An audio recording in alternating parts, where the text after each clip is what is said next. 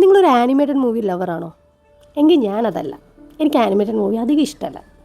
എനിക്ക് ഈ psychological thriller, survival അങ്ങനത്തെയൊക്കെ ഇഷ്ടമുള്ളൂ. പിന്നെ ഇടയ്ക്ക് ഫീൽ ഗുഡൊക്കെ ഇഷ്ടമാണ്. പക്ഷേ ആനിമേറ്റഡ് എന്തോ അത് കുഞ്ഞു കുട്ടികളുടെ അല്ലേ, നമുക്ക് പറ്റില്ല എന്നൊക്കെ ഞാൻ വിചാരിച്ചിരുന്നു. പക്ഷേ എനിക്ക് തെറ്റി. ആനിമേറ്റഡ് മൂവി അടിപൊളിയാടോ. എന്താണെന്നല്ലേ, ഞാൻ നെറ്റ്ഫ്ലിക്സിൽ 1 മണിക്കൂർ ഒരു മൂവി കണ്ടു. ഭയങ്കര പ്രതീക്ഷയൊന്നുമില്ല, ചുമ്മാ എന്തോ എങ്ങനെയോ ഞാനത് വെച്ചു. അതാണ് ഫാക്റ്റ്. കണ്ടു കഴിഞ്ഞപ്പോഴേക്കും എനിക്ക് എനിക്കറിയാൻ പാടില്ല, ഒരു കുഞ്ഞു പിള്ളേർ ആനിമേറ്റഡ് മൂവിയിൽ നമ്മളിങ്ങനെ തലകുത്തി വീഴാൻ പറ്റും.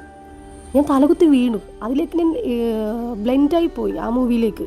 കാരണം അതിൻ്റെ ക്ലൈമാക്സിന് വേണ്ടി കാത്തിരിക്കുന്നു. അടുത്ത സീൻ എന്താണെന്ന് വെച്ചിങ്ങനെ ഭയങ്കര ക്യൂരിയോസിറ്റി. ഇതിലെ മെയിൻ ഒരു ക്യാരക്ടറുണ്ട്, ഒരു കുഞ്ഞാപ്പി ഒരു ക്യാരക്ടർ, ഒരു കുഞ്ഞ് ക്രീച്ചറാണ് അത്.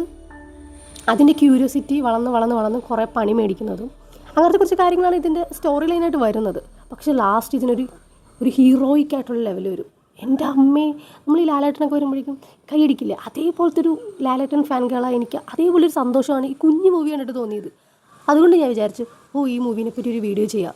ആരും ഇത് കാണാതിരിക്കേണ്ട, കണ്ടാൽ എല്ലാവർക്കും ഇഷ്ടമാവും. എനിക്കിഷ്ടമായി, അപ്പം നിങ്ങൾക്ക് എന്തായാലും ഇഷ്ടപ്പെടും. കാരണം എനിക്ക് ആനിമേറ്റഡ് മൂവി ഇഷ്ടമല്ലല്ലോ. എന്നെ വീഴ്ത്താൻ കഴിവുള്ളൊരു മൂവി എന്ന് പറയുമ്പോൾ സംതിങ് അതിനകത്ത് ഉള്ളതുകൊണ്ടല്ലേ. So please do watch that movie. ഇത് നെറ്റ്ഫ്ലിക്സിൽ സ്ട്രീം ചെയ്യുന്ന സ്വാപ്പ് എന്ന് പറയുന്ന മൂവിയാണ്, swapped. Okay, and send me a feedback.